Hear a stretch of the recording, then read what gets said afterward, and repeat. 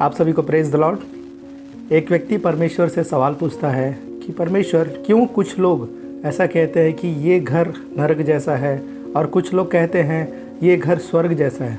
ऐसे कैसे लोग अपने घरों को स्वर्ग और नरक की तुलना देते हैं। तो परमेश्वर उस व्यक्ति से कहता है, आओ मैं तुम्हें समझाता हूँ। फिर परमेश्वर उस व्यक्ति को एक हॉल में लेके जाता है जहाँ पर दो बड़े बड़े रूम रहते हैं। परमेश्वर उस व्यक्ति से कहता है, चलो मैं पहले तुम्हें नरक जैसा घर दिखाता हूँ। फिर परमेश्वर उसको फर्स्ट वाले रूम में जब लेके जाता है, वहाँ पर देखा जाता है कि बहुत सारे पति पत्नी बैठे रहते हैं और उनके बीच में एक बहुत बड़ा बाउल रहता है, बहुत बड़ा बर्तन रहता है, उसमें एक सूप उबलता रहता है। उस सूप का खास बात है कि जो भी उस सूप को पिएगा वो हर तरह से ब्लेसिंग को प्राप्त करेगा और किसी भी प्रकार का समस्या उसके जीवन में नहीं रहेगा और कोई बीमारी, कोई किसी भी प्रकार का उसके जीवन में किसी भी प्रकार का प्रॉब्लम नहीं आएगा। और उनको पीने के लिए एक सबके पास पर्सनली एक एक स्पून दिया रहता है, एक एक चम्मच उनके पास रहता है जिससे वे लोग उस सूप को पी सकते हैं। लेकिन उस चम्मच की खास बात रहती है कि उस चम्मच का जो हैंडल रहता है वो काफ़ी लंबा रहता है। हर किसी के चम्मच का हैंडल काफ़ी लंबा रहता है।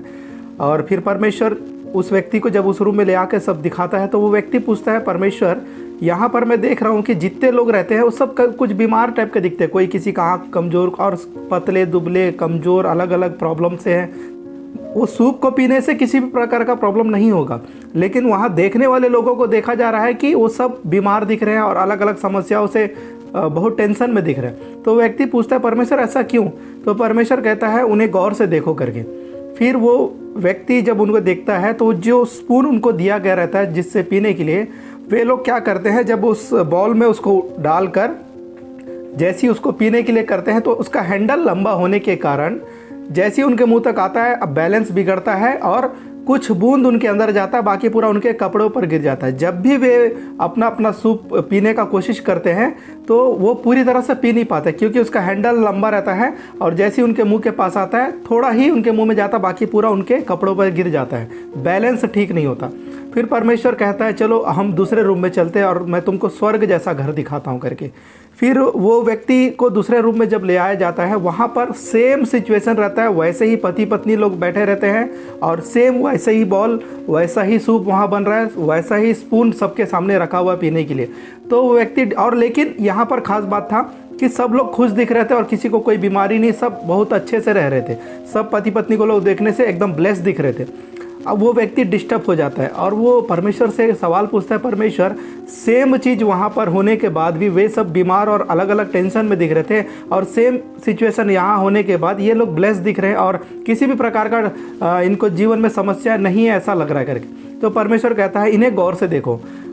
ये लोग क्या करते थे, इस रूम में जो ब्लेसिंग वाला रूम था जहाँ पे सब लोग ठीक थे, वे रूम के लोग क्या करते थे, जब वो सूप को पीने का बारी आता था तो वो जो स्पून था हैंडल इनका भी लंबा था, लेकिन वे क्या करते थे, जब पति ऐसे सूप को निकालता था और अपनी पत्नी को पिलाता था और पत्नी अपने सूप को चम्मच से निकाल कर अपने पति को पिलाती, दोनों एक दूसरे का सहायक के रूप में काम कर रहे थे, सपोर्ट करते थे। इसीलिए वे लोग सूप को पूरी तरह से पी पाते थे और वो ब्लेस्ड थे। इस कहानी के द्वारा मैं आप लोगों से एक बात को कहना चाहूँगा मेरे प्रियो, कि जब पति और पत्नी आपस में सहायक बनकर एक दूसरे को सपोर्ट करते हुए चलेंगे, परिवार खुशहाली से भर जाएगा और किसी भी प्रकार का समस्या हो उसको सॉल्व करते हुए हर प्रकार की ब्लेसिंग्स को वे प्राप्त कर पाएंगे। आज संसार में ज़्यादा पति पत्नियों के बीच में प्रॉब्लम होने के कारण पूरे घर का जो स्थिति है अस्त व्यस्त रहता है, कई प्रकार की समस्याओं को फेस करते हैं क्योंकि एक दूसरे का सपोर्ट नहीं रहता। परमेश्वर ने उत्पत्ति उसका 2 अध्याय उसका जब 18 पद हम पढ़ेंगे, वहाँ पर लिखा हुआ है, फिर यहोवा परमेश्वर ने कहा, आदम का अकेला रहना अच्छा नहीं, मैं उसके लिए एक ऐसा सहायक बनाऊंगा जो उससे मेल खाए।